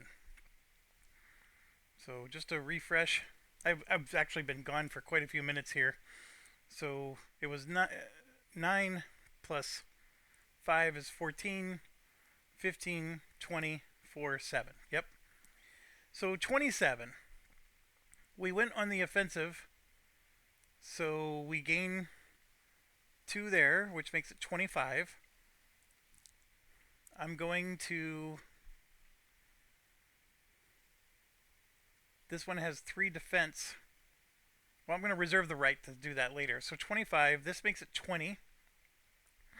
This is 17, 14, 11. And so I'm back to square one again, where I... And then I can do this to make it 8. And then what do? I could spend a gem. Here's our chart over here. I need to resolve 8 more. And we already did the bolstered fortifications.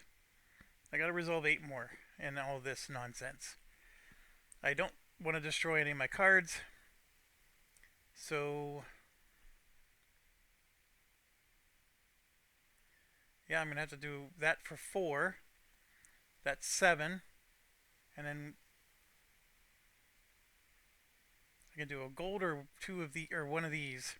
I'll do a gold for 8. So I was able to absorb it all. It hurt, but I was able to do it. That's definitely rough. Okay. So that's done, and now we do the war front. It moves 2 pips to the right, and then it's going to do a direct assault of 2 red dice.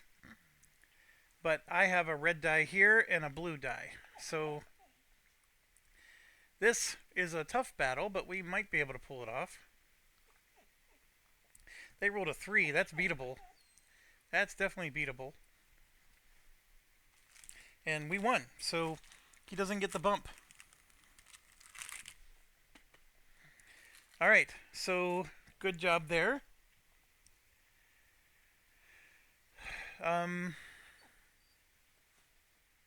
Sorry, my dog wants to come up and sit next to me, so I'm dealing with some distractions. There you go. Are you happy now? Alright. Okay. So yes, we did that, and now we do end harvest. Alright, we went on the attack, so we gain a gold. Here we gain a gold. 2. Another gold. Another gold. And 2. Then here I can take 2 gold and a silver or a gem. I'm going to take a gem in this case.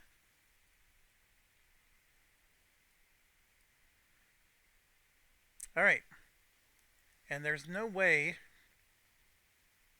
this should be... Oh, that's right. Because I did this outside of the normal thing. Okay. That resolves year 9. So this is where the game ended normally. Now remember, we get to flush all these down, and so all these little wild cards, and like I have enough wild cards that I would have been able to get this to level 4, which would have been worth 12 points.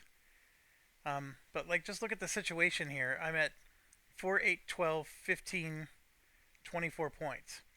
That's it. And like I said, this would have been 3 more points. So that would have been 27. And, you know, could I use my wild...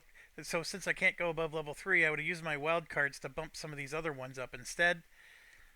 And I probably would have gotten to 27 to 30 points, and so that's where we finished these last couple of times. But now we got to get to 44. And so it would have been, I think, a very close game to get to 28.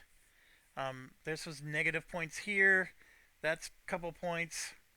But yeah, so, oh, this is victory points as well to have that. I would have spent my gold to move this left as much as I could. There would have been things I would have done. But we keep going. So let's get the dice out of the way.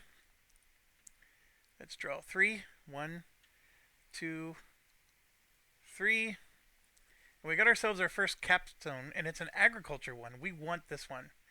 So that's one of the ones we're going to build.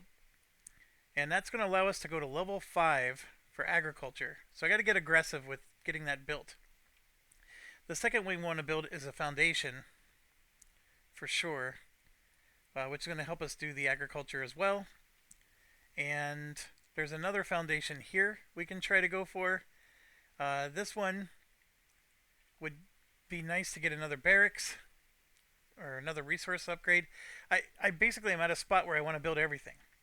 So I am going to spend 2 citizens and 4 of these to rush build 2 more things.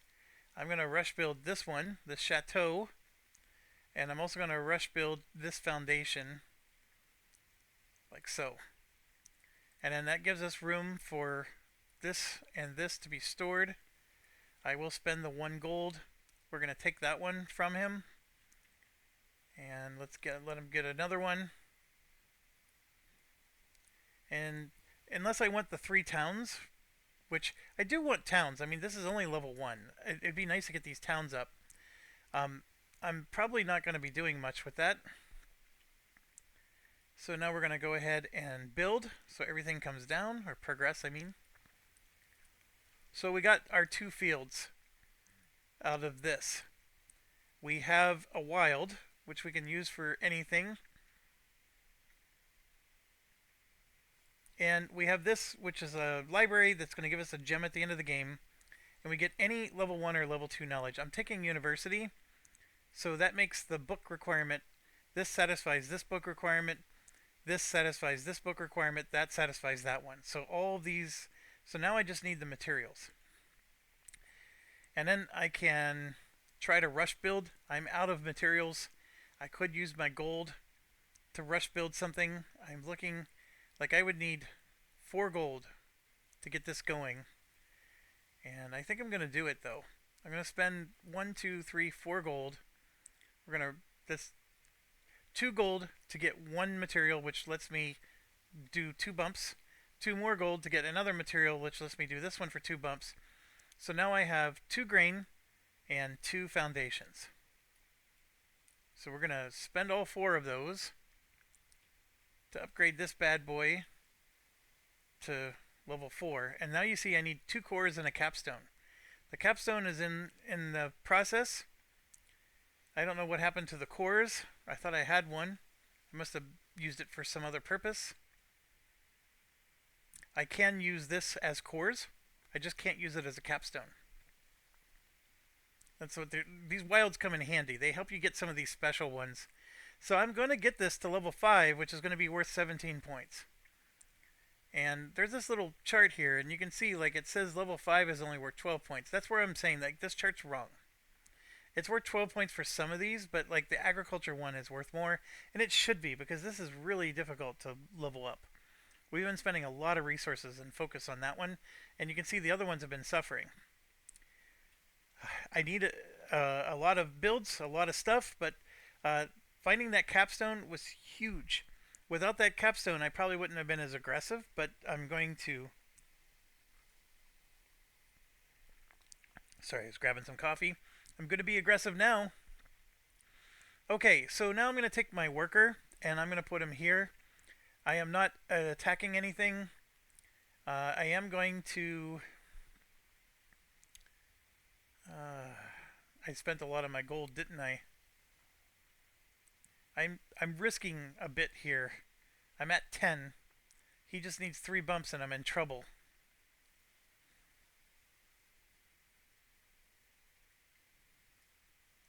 I don't have enough to send out a caravan because we're on year 10 right now.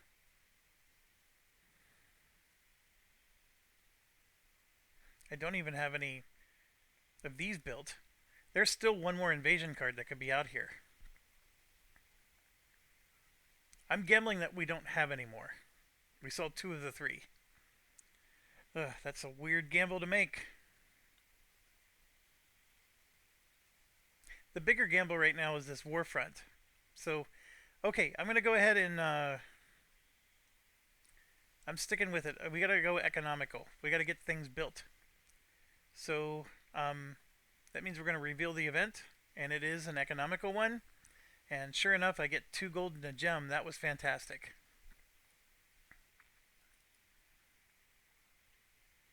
I could have built another wild. I didn't think about that. Let me think about that. Do I want another wild? I do. And this is retconning a little bit, but I wanted another wild, and I want it to be actually a cavalry. Because I want 6 standing armies to get this upgraded. Okay, back to regularly scheduled programming. We took our bonus, and then now we reveal the war front, and it's a single bump, and then 2 more bumps with the 2 red dice. So again, we're going to have a red and a blue defending against 2 red, and all of my marbles are on this. That is excellent. So I should be able to beat the red and blue. I can add my +1 here, but I think I can beat this. Oh no, I'm in trouble now. Oh my goodness. That was a 4. That was a 4. I'm taking the 4. Okay, so here's what happens. This thing bumps twice, and now I have to do a last stand. Again, I can roll my dice again, but if I don't beat these 2 dice, I lose the entire campaign. And that's a 6, so I just lost the entire campaign. There's no way I can beat a 6. I think a tie is good. So that's a 5. So that would cause me to lose the entire campaign. And I don't like that, so I'm going to keep going. We're going to retcon it and just say that that was a 4, because it was. You saw it. It was sitting on the 4 and then it teetered off. And we're just going to assume that I beat him. And if you want to put an asterisk on it, go for it. And put it in the New York Times and see how many people read that newspaper and care. But that's the situation there. And I will spend the sword to make that happen. And all I had to do was tie it. So I think they rolled a 3 and I had a 2. So if I would have spent the sword, you could use it, look at it either way. From my perspective, I had it beat. And again, I'm assuming that I can only choose 2, so having extra ones here wouldn't have mattered. So that makes it interesting. Like, would there be things here that would help me with the battles? Because those battles are actually pretty tough to ever win. And, like, so now you can roll red dice instead of blue. That would help. This, you gain an additional ally. That actually could be pretty helpful.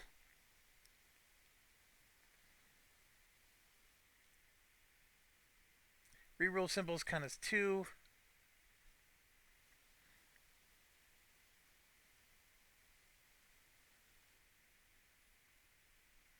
Yeah, they don't really give you any bonuses. So then it becomes a question of, is it really just 2 dice against 2 dice all the time and they always get red dice? That's pretty brutal. The other way to look at it is I could have spent like 3 gold to move it once, or 2 supplies to move it once. I was being a little selfish. So, yeah, if you're trying to be strict about it, I gambled way too much in this game. So, anyways, we are done. Let's do the end of your harvest. And this is a gold. This is 2 brick. Another gold. Another gold. And then 1, 2, 3, 4 supplies. And then I'm going to take the gem.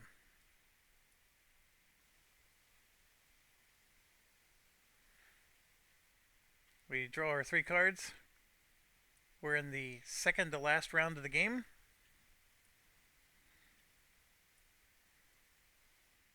So here you can see I have a foundation and 3 towns. So I think I want to get the quarry out and the foundation as my 2 builds. And I don't know if I necessarily want to rush build these. They're just so expensive to do. I mean, I would like to get 3 towns, so this is more than 3 victory points, but then this is the thing that I'm contemplating. How many foundations do I need? I mean, right now I don't need any, but as these upgrade, I can possibly need more. And then, how badly do I need them to do a rush job? That's the next problem.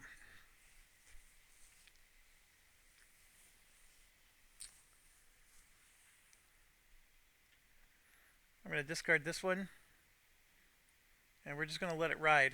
I'll do my stuff in the next round if I have to. So here I can spend 1, 2, 3 and get 2 citizens. Finally using my tech that I've always had, and do 3 again to get 2 more citizens. I can put out another wild, which, you know, those wilds will help me fulfill stuff at the end of the game, because remember, everything flushes. So if I can just get it into the queue, I'll get more wilds, and that's more victory points than just 1 gem. So I'm going to do that, and we'll go ahead and get that in, and then let's go ahead and push.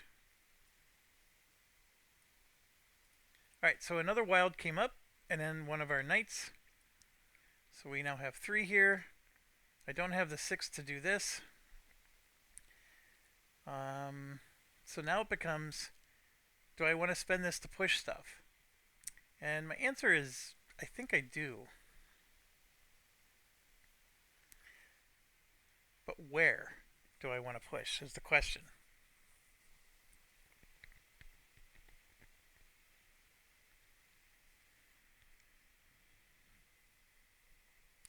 I'm going to spend 1 to push the capstone down.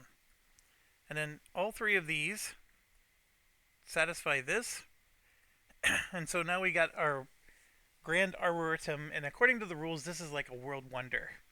So we got this up to level 5. It's max level. We're going to get some nice income from it. And that's going to be worth 17 points, which is a big accomplishment. I have my manor, which I can mine my manors and get that upgraded. I got this coming, which that would cost a lot of resources to push down.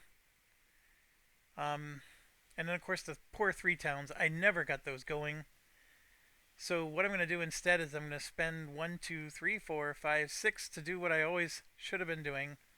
To move this 1, 2, 3 over like that. And I can spend 3 more to move over again, but I'm now in a safe zone. So yeah, that last stand thing puts asterisks on your game.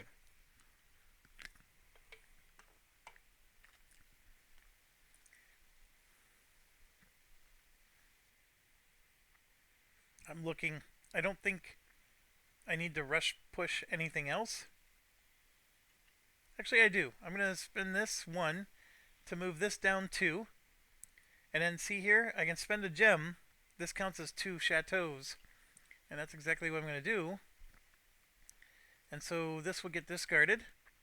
And I got my 2 plus the 2 books. And now that's up a level. And see, I need more foundations. And we got some in the works. Here's another one.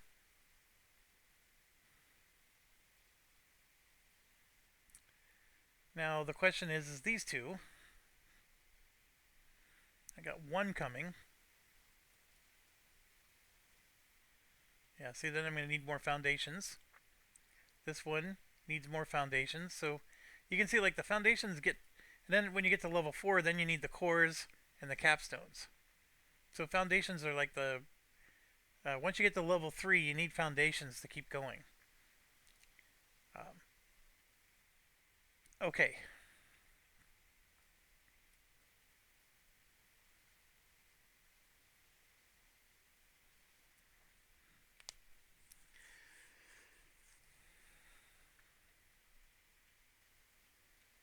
I could send the caravan one last time, but I don't have a lot of resources left to do that.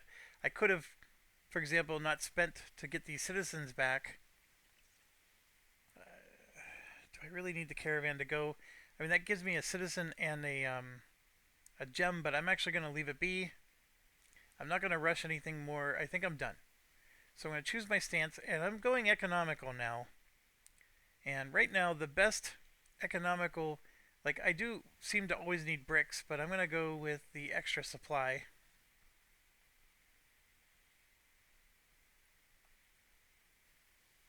And let's go ahead and reveal. It's a living threat, so we know that this is also a living threat. Two living threats don't do anything. However, I can attack these, and if I get 10 or more, I get 5 gold, and, I can get some nice cash and prizes. This one I can't attack, because technically it's like that, but I know what it is. This one I could attack on that next round. So the living threat is there, but the turn is over. And then we're going to go ahead and do this, which is 2. And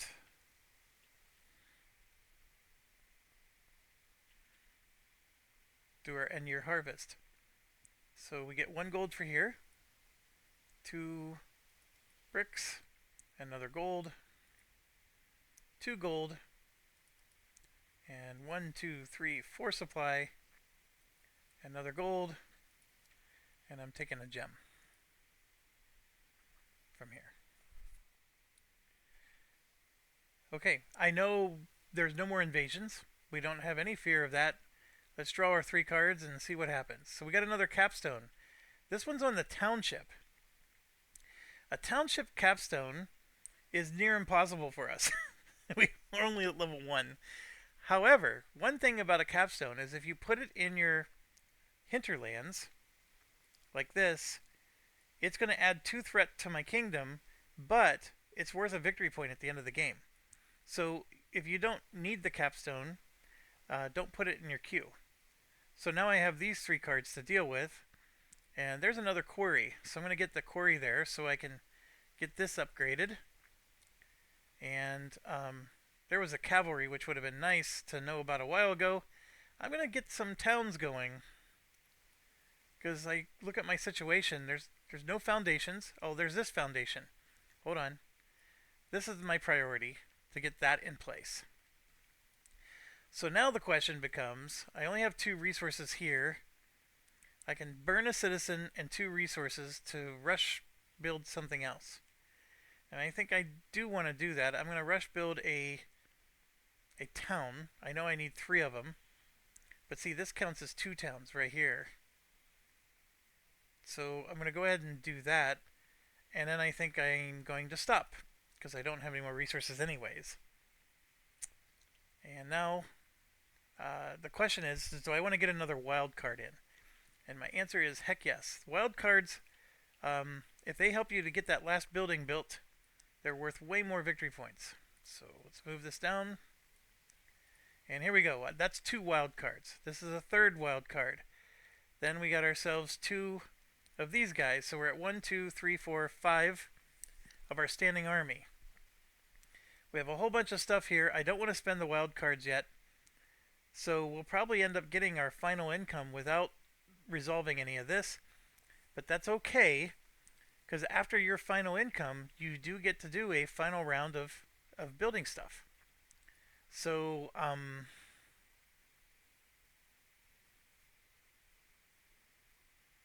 I just wanted to jam this queue with as much stuff as possible to make that happen.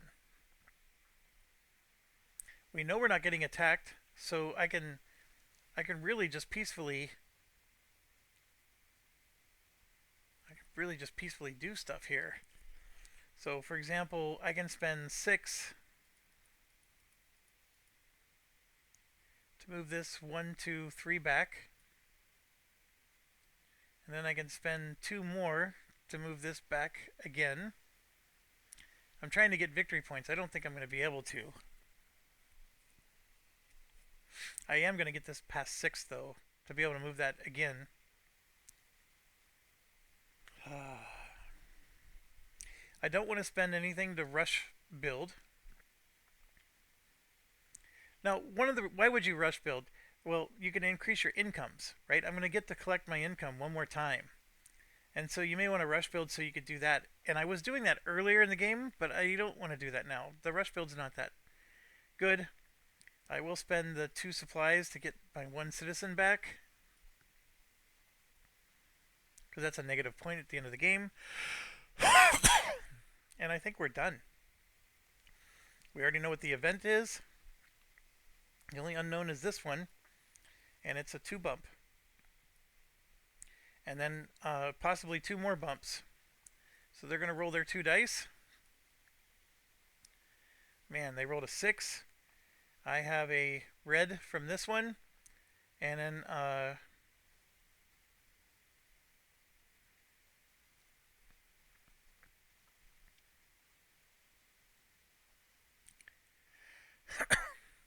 yeah, it's a red and a blue. This upgrades somebody else's die, but uh, assuming I can only choose 2 people to defend, it's a red and a blue against 6. Yeah, I lost. So this moves 2 more.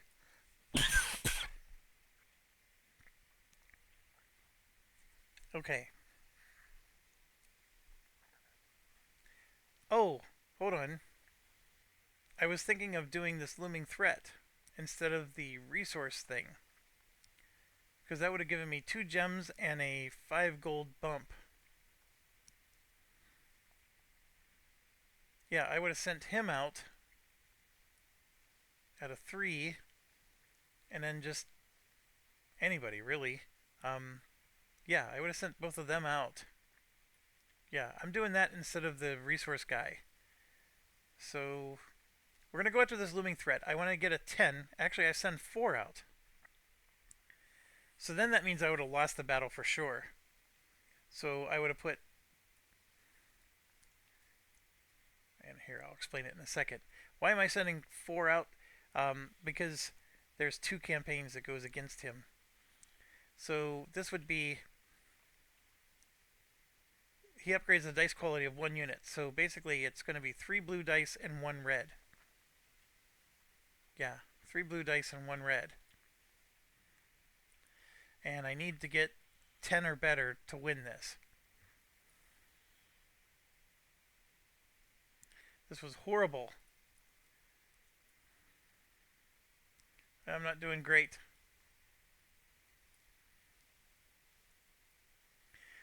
3, 4, 5. I only rolled a 6. I didn't even get enough to do a draw, so then I just get 2 red tokens and 2 gold as compensation. Oh, that was horrible.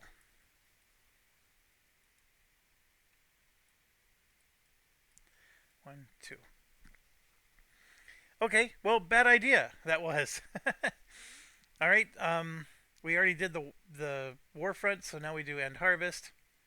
I'm going to gain a gold from this, another gold, 2, a gold, 2 gold, 2 supply, another gold,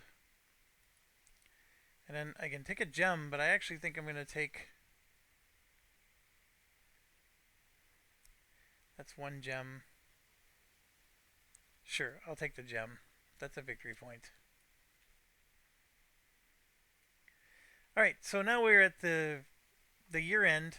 Progress all cards into territory, and then do your action phases. So this one is kill a citizen, and it's worth 2 towns. We got foundation, we got our cavalry. Let's get our troops in order here. 1, 2, 3, 4, 5, 6. So those 6 plus... I thought we had a barracks. We don't have a barracks, so those 6 plus 1 wild. It's going to upgrade that to level 3. And then we have 2 quarries. That's going to upgrade that to level 3. We already sacrificed the citizens, so that's 2 towns. plus one more town makes 3 towns. To get that to 2. And then we have a foundation, a wild, another wild, and another foundation. So this is why I got to be careful. So now I got to decide, what am I upgrading here? I have my 2 foundations, and 1 wild would let me upgrade any of these level 3s. So this one would get me to 9 points instead of 6. This one, 9 points instead of 6. And then this one, 9 points instead of 6. So they're all 6 or 1/2 dozen. So let's just pick one.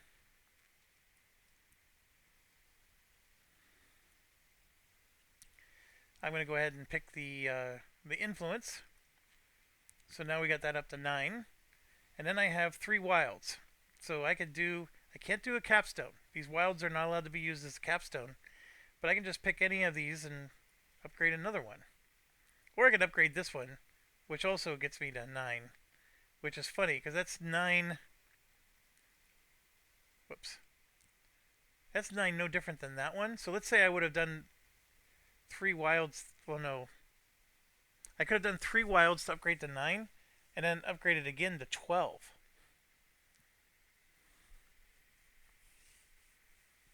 That's... well, it's 6 points either way. So yeah, the points are the same regardless. All right, so this is 1, 2, 3. We'll go ahead and upgrade our great fortress. So now we're at level 4, and there we go. That's all I was able to do. So we were able to get 1 to level 5, 1 to level 4, and everything else not so great. That was hard. So, how did we do for points? Let's go into pen mode. First we score our provinces. So this is 6 times 3 is 18. This is 28 and 7. So that's 15. So, well, 18, 28, 35, and then that's 44. We won this game. 44 is what I needed to win the game.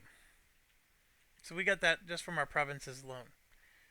And then I also forgot. Hold on, we're not done. 1, 2, 3, 4, 5, 6. 3 bumps. 1, 2 for 1 bump. Then 1, 2, 3 for another bump. And this becomes silver, which is just another gold. There we go. Alright, so back to pen mode. I have 1 gem plus another gem. That's 1 point. And I don't have anything else, so that's 1. 1 victory point for every... I have 6 army, so that's 3 points. The hinterland, we actually have a point. We have...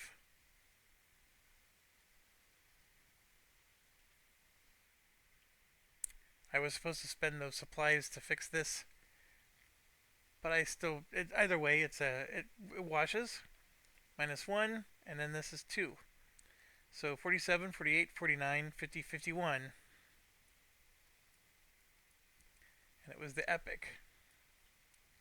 So the target, of course, was 44. And then that's your victory. And yes, there is an asterisk because I gambled too much. But I think it was very clear that there were things I could have done.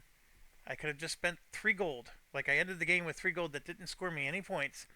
I could have just spent those 3 gold to move this thing 1 pip to the left, which then would have caused, us not to hit this last stand. And that was the wise thing to do. Play conservatively. And yes, I would have gotten... Technically, this would have moved 3 to the right, so it would be 1, 2, 3 more over, right? And so I still wouldn't have gotten the 2 victory points here.